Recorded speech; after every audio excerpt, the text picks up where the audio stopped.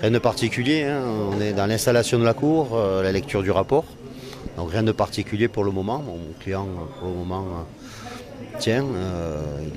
Il avait peur effectivement de ne pas tenir, d'avoir des malaises ou ce genre de choses. Apparemment, ça a l'air de bien se passer pour lui. Il ne lève Voilà. jamais les yeux. Oui.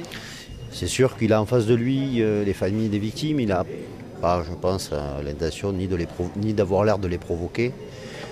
Il n'ose pas les regarder. Je pense effectivement que c'est tout à fait normal. Quand le qu'il a président l'intention lui de a s'exprimer demandé de décliner son identité, la voix était quand même très claire et il était très distinct. On va dire qu'il a été bien préparé par ses avocats sans doute, mais oui, bien sûr.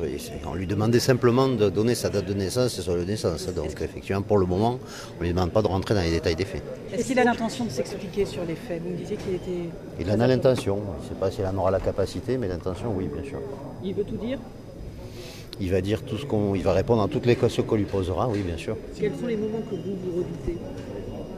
Je ne redoute pas de moments particuliers. C'est des moments qui seront difficiles, surtout pour les parties civiles. Donc je pense bien sûr à ce moment, puisque la lecture de l'ordonnance de mise en accusation est déjà effectivement déjà difficile. On a l'impression que Jacques Lançon est très absent, comme si il ne se sentait pas concerné par son procès.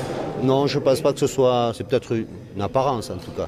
Mais il est très concerné, il est là, il est surtout très anxieux de devoir tout à l'heure répondre aux questions du président. Il la garde la tête baissée, comme si c'était difficile pour lui peut-être de regarder les parties. On imagine qu'il n'est pas très fier de ce qu'il a fait, ni de ce qui est en train d'être lu à la cour et au public. Donc oui, il a une attitude qui me paraît logique et normale dans cette situation. Donc il est vraiment présent à la lecture des faits, là, d'après vous? Je pense Vous qu'il le écoute, connaissez oui, bien, oui, ouais. je pense qu'il écoute attentivement ce qui est dit. Dans quel état d'esprit vous avez parlé un petit peu avec lui avant le début de l'audience comment il est ces derniers jours à l'approche du procès? J'imagine que c'est difficile. Très anxieux, évidemment, très anxieux. C'est très compliqué pour lui. Là, il va être interrogé dans la prochaine...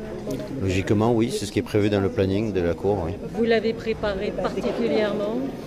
On a essayé de le préparer au mieux, effectivement, surtout psychologiquement. À prendre la parole devant ce parterre de monde, ça va être très compliqué. Il a les parties civiles, encore une fois, en face de lui, donc ça ne va pas être un exercice évident pour lui. C'est un homme qui s'exprime facilement ou déjà de base? Non, c'est quelqu'un qui est assez taiseux, hein.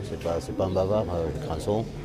Et il ne parle que si on lui pose des questions, pas quelqu'un qui va faire des grandes phrases, je ne pense pas.